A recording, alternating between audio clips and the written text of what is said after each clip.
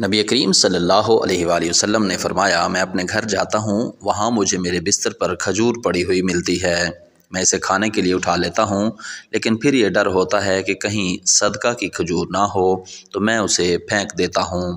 صحیح بخاری حدیث نمبر 2432۔ رسول اللہ صلی اللہ علیہ وآلہ وسلم نے فرمایا، مکہ کے درخت نہ کاٹے جائیں، وہاں کے شکار نہ چھیڑے جائیں، اور وہاں کے لقطاء کو صرف وہی اٹھائے جو اعلان کرے، اور اس کی گھاس نہ کاٹی جائے۔ عباس نے کہا کہ یا رسول اللہ، اذخر کی اجازت دے دیجئے، چنانچہ آپ نے اذخر کی اجازت دے دی۔ صحیح بخاری حدیث نمبر 2433۔ مجھ سے ابو ہریرہ رضی اللہ عنہ نے بیان کیا، انہوں نے کہا کہ جب اللہ تعالیٰ نے رسول اللہ صلی اللہ علیہ وآلہ وسلم کو مکہ فتح کرا دیا تو آپ لوگوں کے سامنے کھڑے ہوئے اور اللہ تعالیٰ کی حمد و ثنا کے بعد فرمایا، اللہ تعالیٰ نے ہاتھیوں کے لشکر کو مکہ سے روک دیا تھا، لیکن اپنے رسول اور مسلمانوں کو اسے فتح کرا دیا۔ دیکھو، یہ مکہ مجھ سے پہلے کسی کے لیے حلال نہیں ہوا تھا، یعنی وہاں لڑنا، اور میرے لیے صرف دن کے تھوڑے سے حصے میں درست ہوا، اب میرے بعد کسی کے لیے درست نہیں ہوگا، بس اس کے شکار نہ چھیڑے جائیں اور نہ اس کے کانٹے کاٹے جائیں۔ یہاں کی گری ہوئی چیز صرف اسی کے لیے حلال ہوگی جو اس کا اعلان کرے۔ جس کا کوئی آدمی قتل کیا گیا ہو، اسے وہاں دو باتوں کا اختیار ہے، یا قاتل سے فدیہ مال لے لے یا جان کے بدلے جان لے۔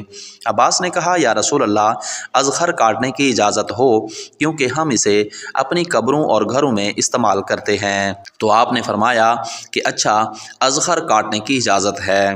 پھر ابو شاہ یمن کے ایک صحابی نے کھڑے ہو کر کہا، یا رسول اللہ، میرے لیے یہ خط لکھوا دیجئے۔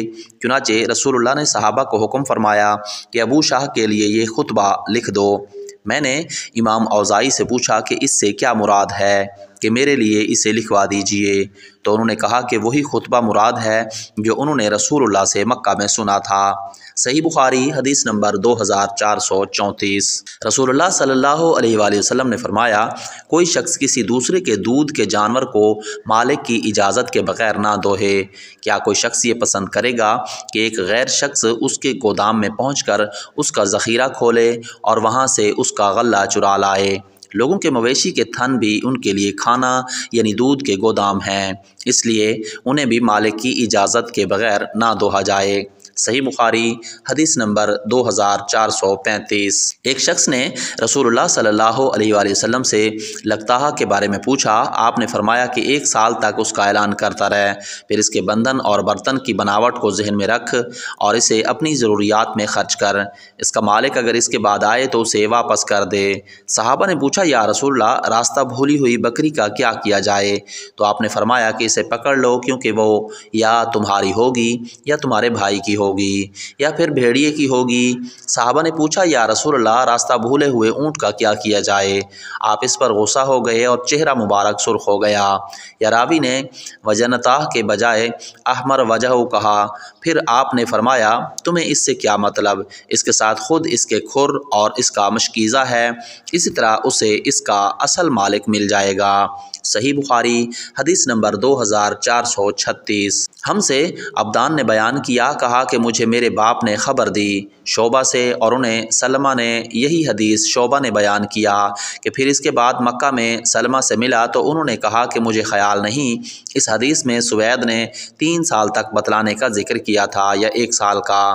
صحیح بخاری حدیث نمبر 2437۔ ایک دیہاتی نے رسول اللہ سے لقطاء کے متعلق پوچھا تو آپ نے فرمایا کہ 1 سال تک اس کا اعلان کرتا رہے، اگر کوئی ایسا شخص آ جائے جو اس کی بناوٹ اور بندھن کے بارے میں صحیح بتائے تو اسے دے دے، ورنہ اپنی ضروریات میں اسے خرچ کر۔ انہوں نے جب ایسے اونٹ کے متعلق بھی پوچھا جو راستہ بھول گیا ہو تو آپ نے کے چہرہ مبارک کا رنگ بدل گیا اور آپ نے فرمایا کہ تمہیں اس سے کیا مطلب؟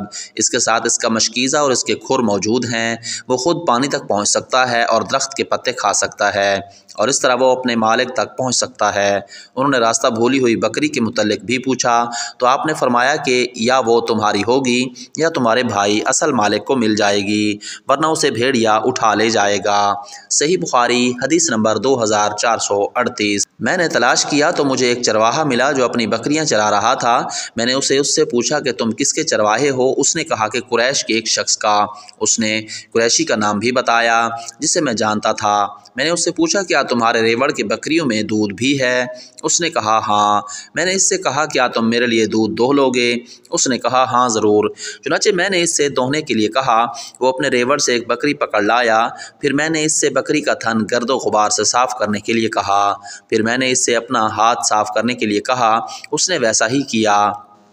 एक हाथ को दूसरे पर मार कर साफ़ कर लिया और एक प्याला दूध दोहा। रसूलुल्लाह के लिए मैंने एक बर्तन साथ लिया था जिसके मुंह पर कपड़ा बंधा हुआ था। मैंने पानी दूध पर बहाया जिससे उसका निचला हिस्सा ठंडा हो गया। फिर दूध लेकर नबी करीम की खिदमत में हाजिर हुआ और अर्ज़ किया कि दूध हाजिर है, या रसूलुल्लाह पी लीजिए। आपने इसे पिया यहाँ तक कि मैं खुश हो गया। सही बुखारी हदीस नंबर 2439। और अल्लाह ताला ने सूरह इब्राहीम में फ़रमाया और ज़ालिमों के कामों से अल्लाह ताला को गाफिल ना समझना, और अल्लाह ताला तो उन्हें सिर्फ़ एक ऐसे दिन के लिए मोहलत दे रहा है जिसमें आँखें पथरा जाएंगी और वो सर ऊपर को उठाए भागे जा रहे होंगे। मकना और मकमहा दोनों के माने एक ही हैं। मुजाहिद ने फरमाया कि मुहतआइना के माने बराबर नज़र डालने वाले हैं, और ये भी कहा गया है कि मुहतआइना के माने जल्दी भागने वाला, और उनकी निगाह खुद उनकी तरफ ना लौटेगी और दिलों के चक्के छूट जाएंगे, अकल बिल्कुल नहीं रहेगी। और अल्लाह ताला का फरमान है कि ए मोहम्मद सल्लल्लाहु अलैहि वसल्लम, लोगों को उस दिन से डराओ जिस दिन उन पर अजाब आ उतरेगा। जो लोग जुल्म कर चुके हैं वो कहेंगे कि ए हमारे परवरदिगार, अजाब को कुछ दिनों के लिए हमसे और मौखर कर दे तो अब की बार हम तेरा हुक्म सुन लेंगे और तेरे अंबिया की ताबेदारी करेंगे। जवाब मिलेगा, क्या तुमने पहले ये कसम नहीं खाई थी कि तुम पर कभी ज़वाल नहीं आएगा, और तुम इन कौमों की बस्तियों में रह चुके हो जिन्होंने अपनी जानों पर जुल्म किया था, और तुम पर यह भी ज़ाहिर हो चुका था कि हमने उनके साथ क्या मामला किया। हमने तुम्हारे लिए मिसालें भी बयान कर दी हैं।